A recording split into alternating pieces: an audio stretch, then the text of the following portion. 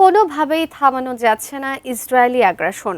গাজার ফিলিস্তিনিদের ওপর নির্মম অত্যাচার সহ মধ্যপ্রাচ্যে থাকা মুসলিম দেশগুলোতে একের পর এক নির্বিচার হামলা চালিয়ে আসছে দেশটি। আন্তর্জাতিক আইনের কোনো তোয়াক্কাই করছে না বেনিয়ামিন নেতানিয়াহু। তার এই বর্বরতা থামাতে এবার ইসরায়েলের বিরুদ্ধে কঠোর অবস্থানের কথা জানালো স্পেন। বিস্তারিত ডেস্ক রিপোর্টে। বর্তমান পৃথিবীর সবচেয়ে বেশি সামরিক সংঘাতের সঙ্গে জড়িয়ে থাকা দেশটির নাম নিঃসন্দেহে ইসরায়েল। গাজায় আগ্রাসনের পাশাপাশি সিরিয়া, লেবানন ও ইয়েমেনে হামলা চালাচ্ছে দেশটি। এমনকি যুক্তরাষ্ট্রের সাথে যুক্ত হয়ে ইরানের বিরুদ্ধেও সামরিক অভিযানে নেমেছে যুদ্ধবাজ এই দেশ। কোনো কিছুকেই তোয়াক্কা করছে না জেরুজালেম। এই পরিস্থিতিতে ইসরায়েলের বিরুদ্ধে এবার শক্ত অবস্থানের কথা জানালেন স্পেনের প্রধানমন্ত্রী পেদ্রো সানচেজ।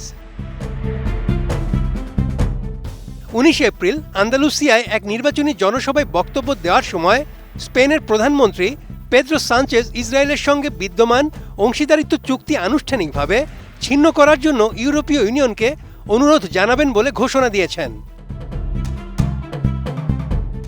আমি বুঝি নির্মাণের শিল্প, সালাম স্টিল বোঝে durability. Salam steel, most durable steel. Sanchez স্পষ্ট করে বলেন, যারা আন্তর্জাতিক আইন লঙ্ঘন করে এবং ইউরোপীয় ইউনিয়নের মৌলিক নীতি ও মূল্যবোধের তোয়াক্কা করে না, তারা কোনোভাবেই ইইউ এর অংশীদার হতে পারে না। 21 এপ্রিল লুক্সেমবার্গে অনুষ্ঠিত হতে যাওয়া ইউরোপীয় ইউনিয়নের পররাষ্ট্র মন্ত্রীদের বৈঠকে স্পেন এই প্রস্তাবটি উত্থাপন করবে বলে তিনি নিশ্চিত করেছেন। ইউরোপীয় ইউনিয়নের অন্য সদস্য দেশগুলোকেও এই প্রস্তাব সমর্থন করার আহ্বান জানিয়েছেন প্রধানমন্ত্রী সানচেজ। তিনি স্পষ্ট করেন, ইসরায়েলি জনগণের বিরুদ্ধে স্পেনের কোনো বিদ্বেষ নেই, তবে বর্তমান ইসরায়েলি সরকারের গৃহীত পদক্ষেপের সঙ্গে তারা একমত নন। সানচেজ বর্তমান ইরান ইসরায়েল যুদ্ধকে একটি বিরাট ভুল হিসেবে বর্ণনা করেছেন। তিনি আরও বলেন, এই যুদ্ধের কারণে হাজার হাজার মানুষের প্রাণহানি ঘটছে, লাখ লাখ মানুষ বাস্তুচ্যুত হচ্ছে এবং বিলিয়ন বিলিয়ন ইউরোর অর্থনৈতিক ক্ষতি হচ্ছে। যুদ্ধের সূচনাকারীদের প্রতি অবিলম্বে হামলা বন্ধ করার এবং নেতানিয়াহুকে থামানোর জোর দাবি জানান তিনি।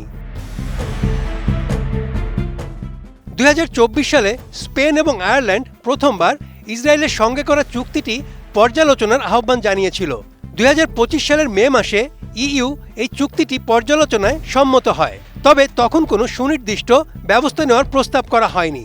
সম্প্রতি স্পেন আবারও আয়ারল্যান্ড এবং স্লোভেনিয়ার সঙ্গে মিলে এই চুক্তি বাতিলের আলোচনাটি নতুন করে সামনে আনে। সানচেজ বলেন, কেবল অর্থনৈতিক অবরোধ বা কূটনৈতিক চাপই পারে নেতানিয়াহুকে আন্তর্জাতিক আইন মেনে চলতে বাধ্য করাতে। লুক্সেমবার্গের বৈঠকে স্পেনের এই প্রস্তাব কতটা গ্রহণযোগ্যতা পায় তার উপরই নির্ভর করছে ইইউ ইসরায়েল সম্পর্কের ভবিষ্যৎ। Desk report, ATN news.